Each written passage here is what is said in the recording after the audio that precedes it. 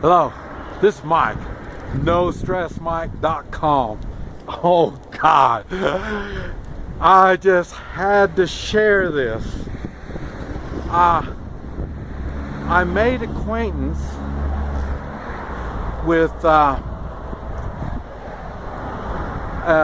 American down here, and I say he's early 50s, and he's been down here for about 20 years in Central America. He kind of like me, he just does whatever he can do to make a little money here and there, and but what? Let me explain all this first before I get to the punchline. And the punchline is $100 tennis shoes. That's the punchline. Okay. Now, what's funny is I've known this guy less than a month, and he can speak very good Spanish. And what it is, he's got a 20-some-year-old wife, and the thing is, what's funny is, for down here, for comparing me to the people around here, the way I dress and the way I act, I am on the upper class. You have low class and upper class. And I mean, I dress, I carry myself, I do everything like I'm the upper class. And it's funny because this guy doesn't. And so we're trying to figure out what we have in common and all this kind of stuff. And like I said, we can talk to each other, and like he's, I say there's no Americans down here, and matter of fact, I think he's the only one that I know of. Now, I mean, like I say, he's been here 20 years. I've been here 12, and you might find them, that are, just here not too long, but are on vacation. But I'm talking about people that really have accepted the way of life down here. And so, but this guy does not act and look like me. He's more, and that's what everybody says, well, you kind of blend in, and I don't, but I don't never blend in, so that's what it is. In the United States, I'm not classy enough in the United States. Down here, I'm classy, so it's funny, and I wear the same stuff every place I go, so I think it's funny. But this guy is kind of like a bum. I mean, by looking at him, he's a gringo, but he lives his life not like a gringo down here, not upper. And it's funny because he's a millionaire, and he's got property in the United States and down here in Central America. And but it was funny because we were talking, and he was saying that he lives like a bum by choice, and it's funny because and we've just been talking, and he's got a son now, and he's by his appearance he still looks like a bum, but he is making himself more upscale. And it's funny because he was explaining to me how it works, and what it is now when he goes and he travels, when he takes his son and he travels, he stays at $100 US a night hotels. I mean, that's the Marriott's and stuff like that. I mean, he stays in the good places, and he takes the kid to the good restaurants and stuff like that. And so we were talking, and I told him, well, I don't travel like that. That's the way tourists do, and I don't travel like that. And he was saying, well, he does it because of this kid, and I'm thinking, well, and the kid's like 2 years old, yeah, maybe 2, and so I don't understand. And so he was explaining to me that he's from a upper class, in the United States, upper middle class, maybe that or higher, and that's the way he was raised. So in other words, they would take him to nice restaurants, they would stay in nice hotels, and so he could do that. But the thing is, he chooses to live like a bum. And that's why he's living down here like a bum, even though he does own property and even down here. And so, I'm thinking, now how does all this work? How does all this work? And then it dawned on me. My wife and I, we would argue a lot. Well, not a lot, but we argued. The only thing we argued about was the kids. And now I understand, because, like say, like here, she's from here, doing this right here. She's from the very high class upscale of Guatemala. This is what she was raised at. This is what she knows. And she wanted to do that with our kids, raise them upscale. And it's funny because now I know. Now, since he explained this to me, I understand.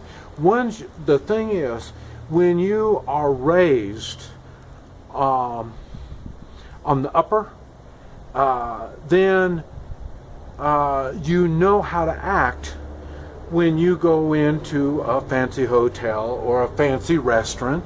You know how to act when you go to a state dinner. When you're in a tuxedo and all this stuff, you know how to do this. You know how to act. When you've been raised on the lower end, and this is what you know, so you can't do the change to the upper scale. And that's what he was explaining to me. And so and that explains, because I mean, the United States is the only place where they frown upon an older man taking out younger women. That's the only place that I know of in the world that's like that.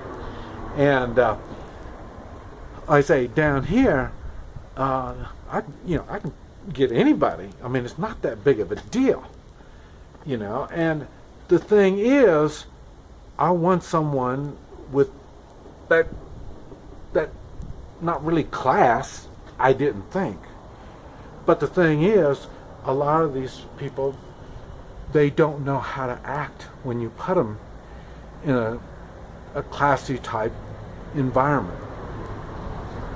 They don't have the behavior. They look at others like these others are better than they are.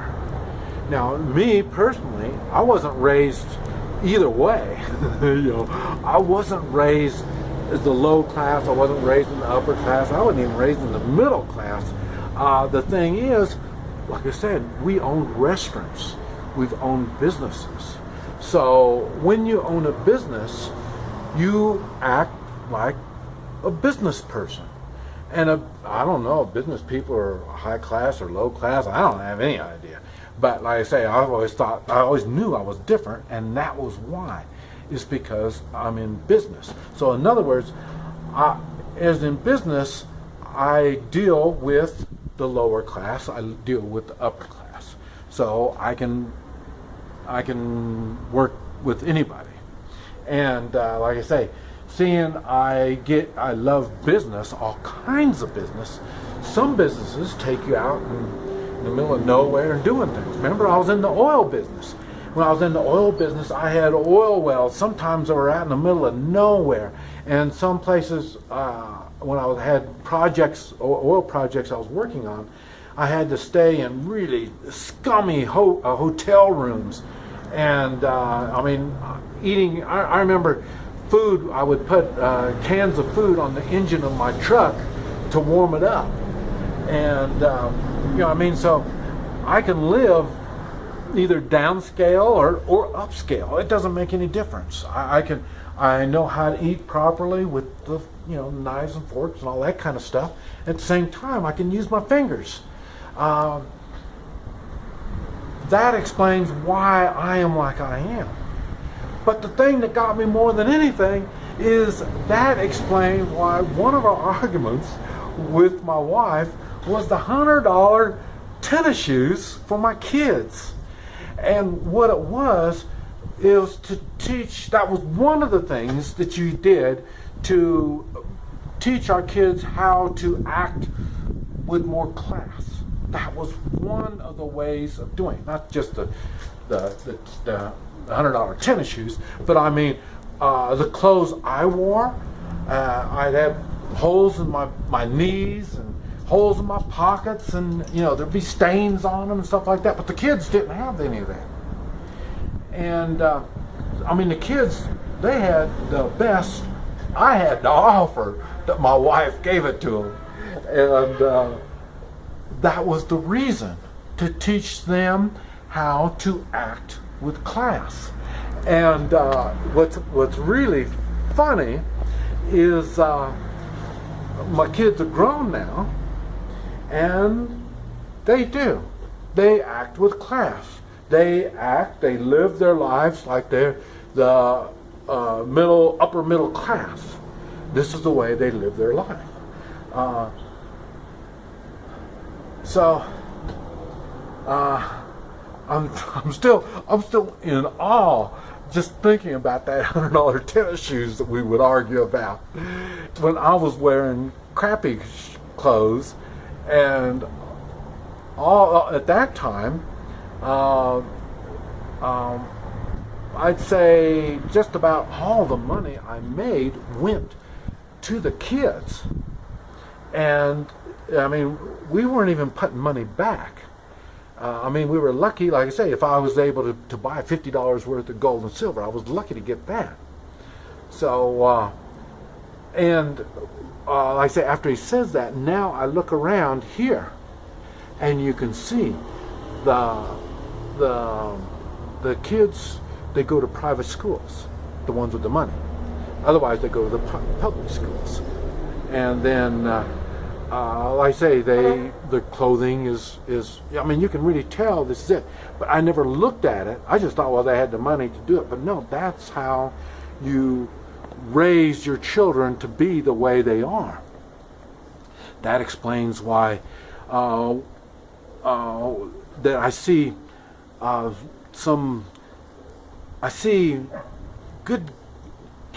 kids that have promise, and instead of doing something with that promise, where, I mean, it looks like they have future, they tend to use it to do stupid things.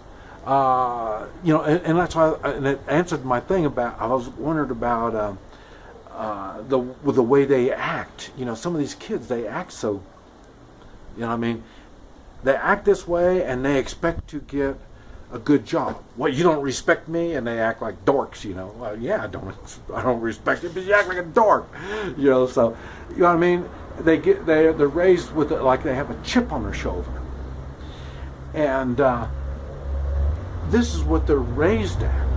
And it's either they don't have a mom and a father to keep them in line and to do all this stuff. You know, keep them in line, let them have the experiences, good experiences that they need to build on.